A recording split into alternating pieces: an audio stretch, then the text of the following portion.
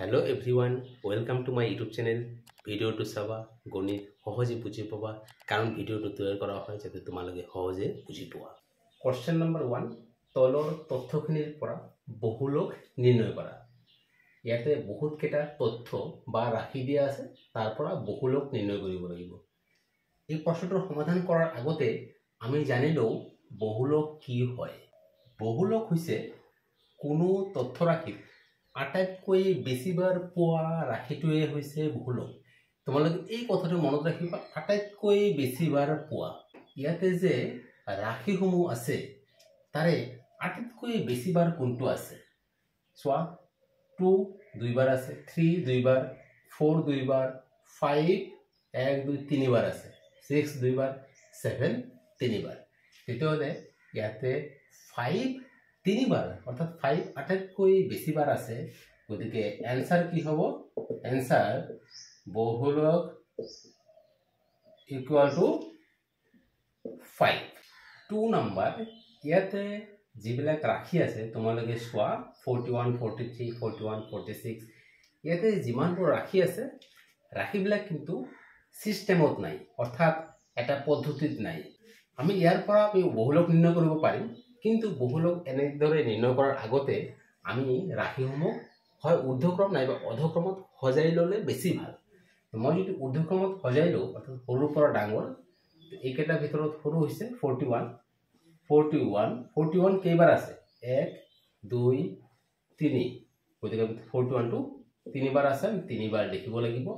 ইয়াৰ পিছত চোৱা 43 43 43 আৰু আছে নে নাই, গতিকে তাৰ পিছত তোমালোকে চোৱা আহিব 46 46 কেইবাৰ আছে এবাৰে আছে।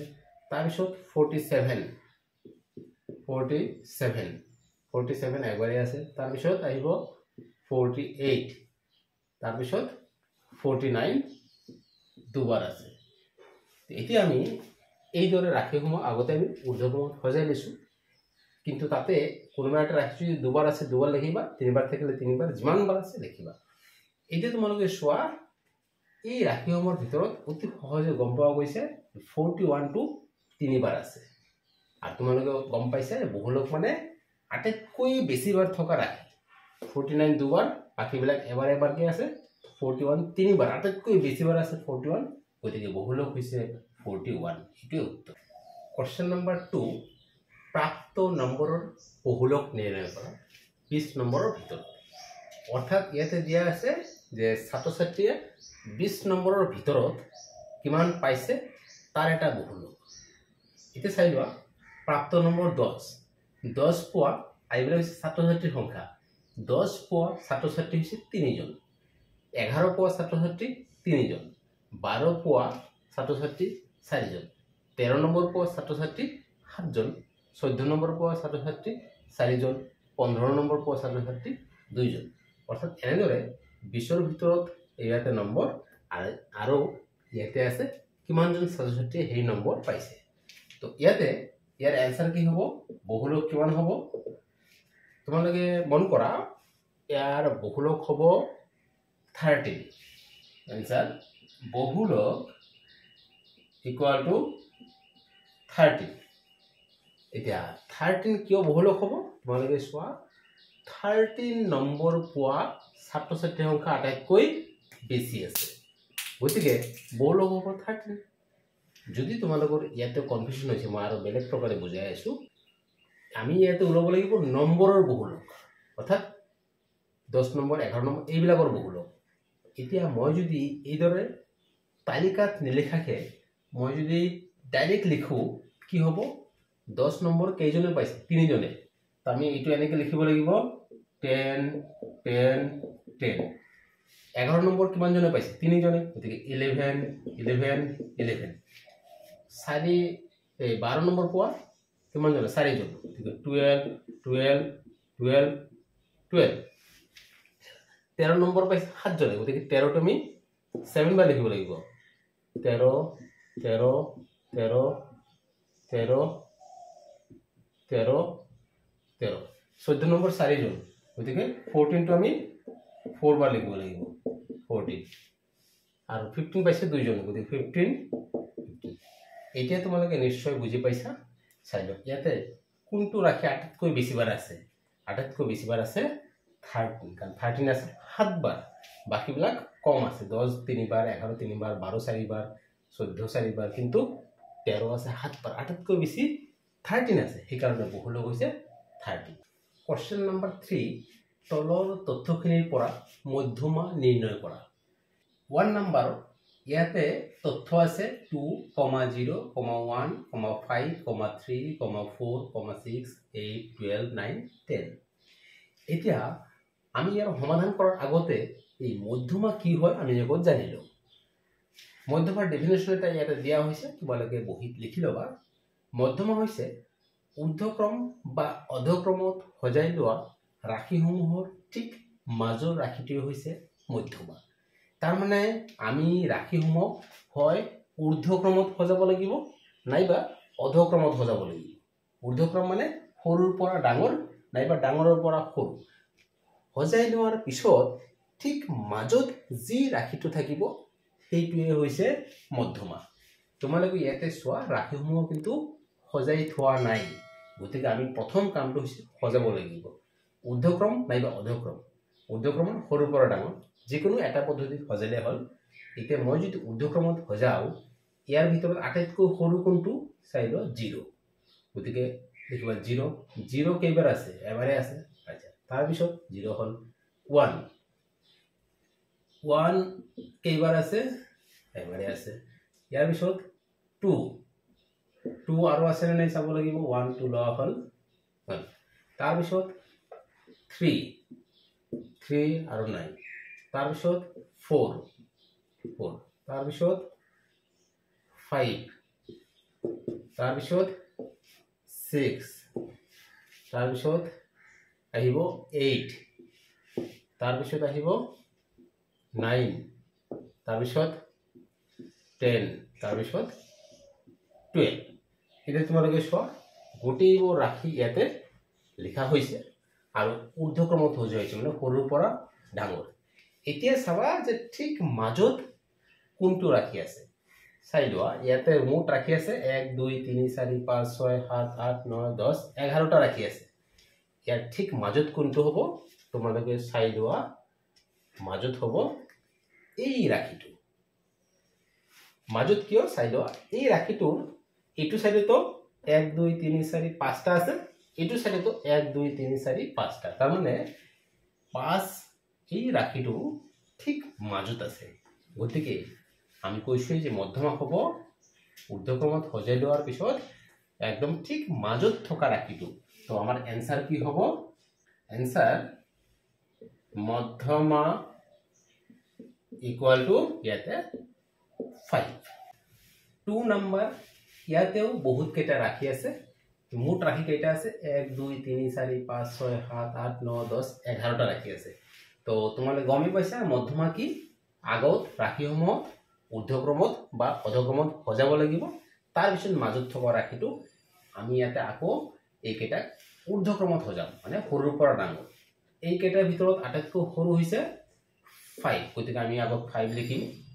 তাৰ পিছত তোমালোকে চাই লোৱা ইয়াতে 7 সৰু, গতিকে আমি 7 লিখিম।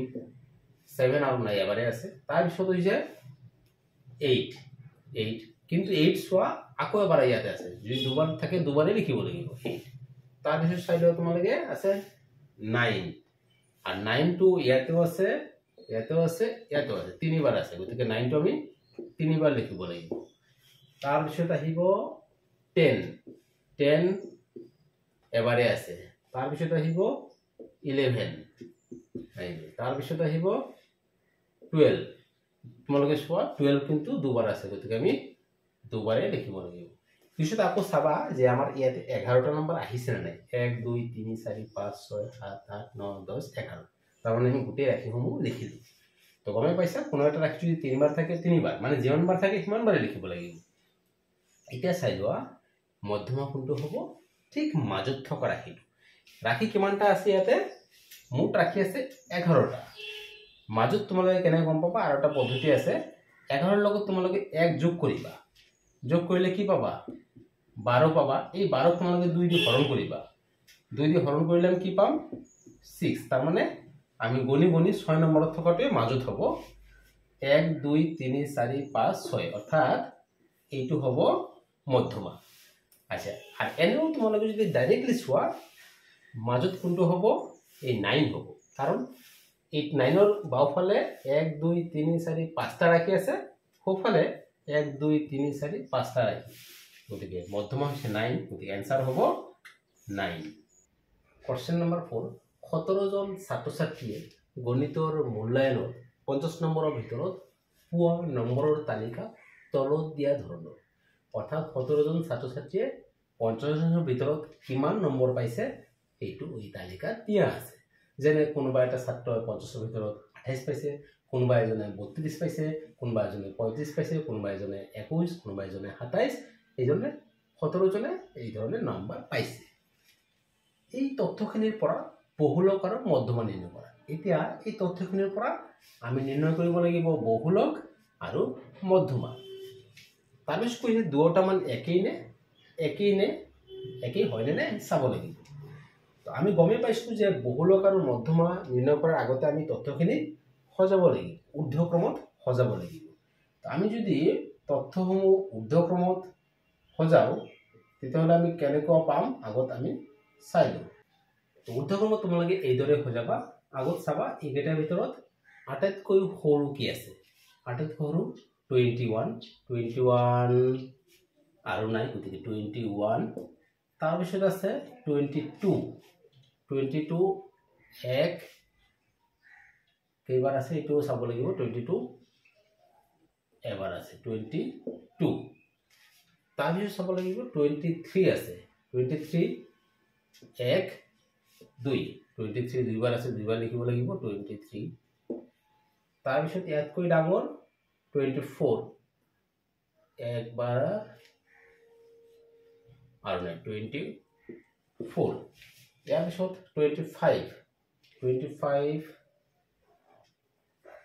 একবাৰে আছে 25।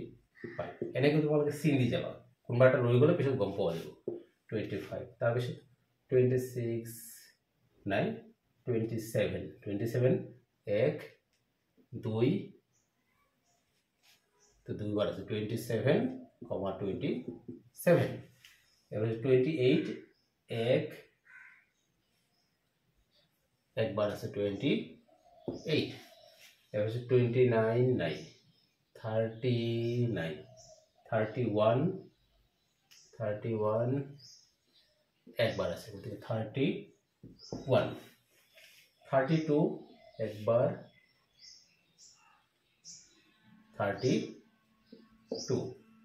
33 নাই 34 নাই 35 একবাৰ দুইবাৰ তিনিবাৰ চাৰিবাৰ গতিকে 35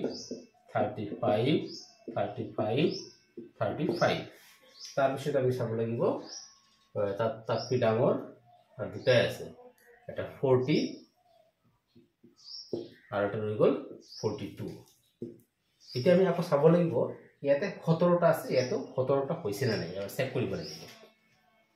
1 2 3 4 5 6 7 8 9 10 11 12 13 14 15 16 17 হৈছে।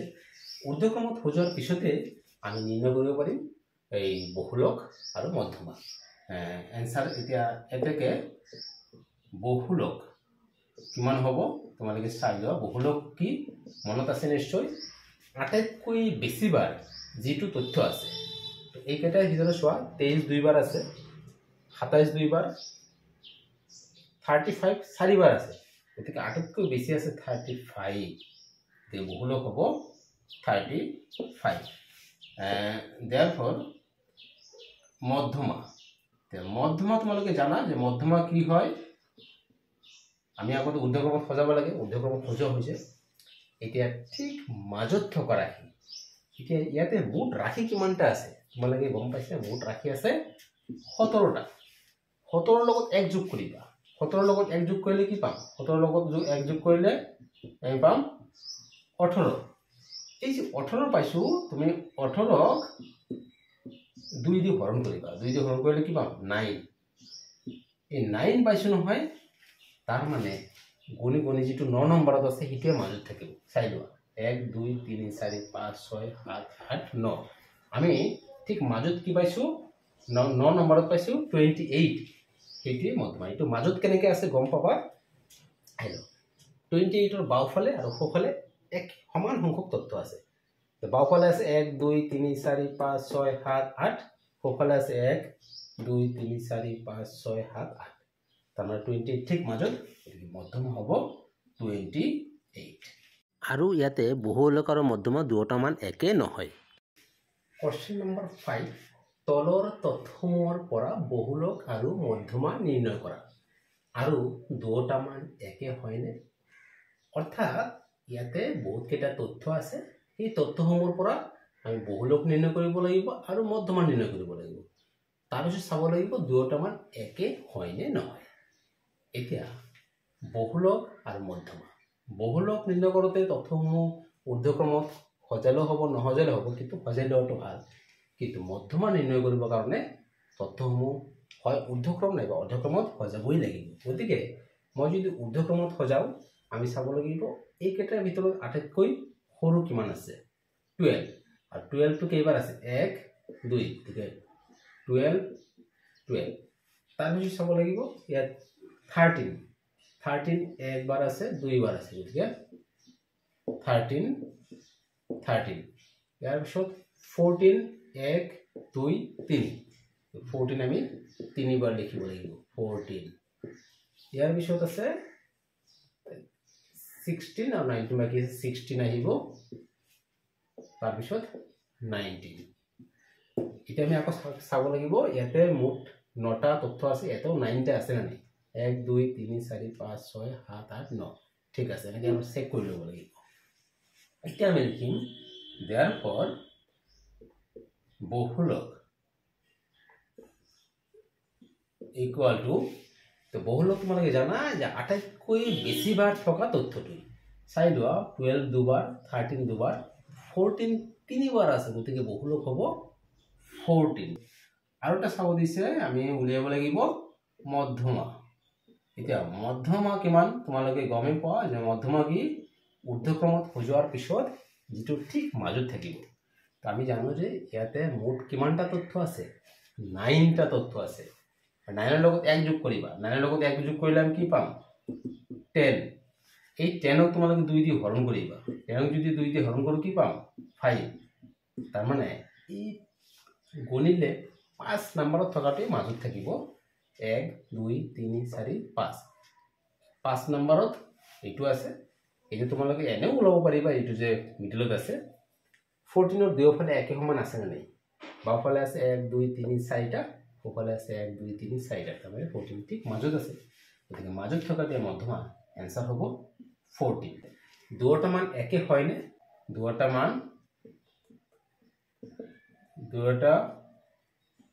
মান একে হয় ডিয়াৰ ষ্টুডেন্টস ভিডিওটো ভাল লাগিলে লাইক কৰিবা সাবস্ক্ৰাইব কৰিবা আৰু বন্ধু বান্ধৱীৰ লগত শ্বেয়াৰ কৰিবা সপ্তম শ্ৰেণীৰ অন্যান্য ভিডিঅ'ৰ লিংক এই ভিডিওটোৰ ডেসক্ৰিপচনত দিয়া আছে তাৰ পৰা তোমালোকে এই ভিডিঅ'বোৰ পাই যাবা থ্যাংক ইউ